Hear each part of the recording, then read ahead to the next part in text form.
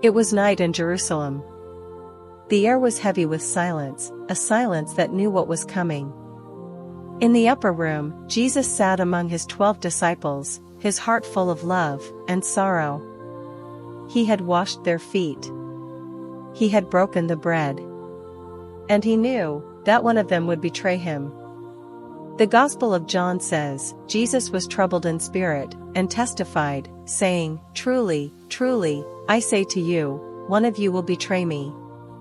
The disciples looked around, confused, questioning one another. But Jesus already knew.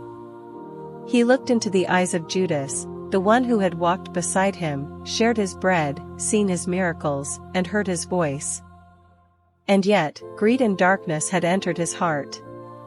Then Jesus said quietly, "What you are about to do, do quickly." John 13 verse 27. These were his last words to Judas before the betrayal. He didn't curse him. He didn't fight him. He didn't beg him to stop. He simply released him, knowing the path to the cross had already begun. The Bible says, "And it was night." John 13 verse 30. Not just outside, but in Judas' soul. Jesus, the light of the world, watched as one of his own stepped into the darkness. And still, his love did not change. Jesus knew betrayal was coming, the kiss in the garden, the chains, the mockery, the cross. Yet he never stopped loving.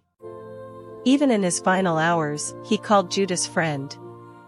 In Matthew 26 verse 50, as Judas approached with the soldiers, Jesus said to him, "Friend, do what you came for." Think of that. He called his betrayer friend. That is the love of Christ, a love that never turns cold. A love that endures betrayal. A love that carries a cross for those who wound him most. Judas' betrayal led Jesus to Calvary. But Calvary led humanity to salvation. What man meant for evil, God turned into redemption. The blood that was shed on that cross was not just for Peter or John. It was also for Judas.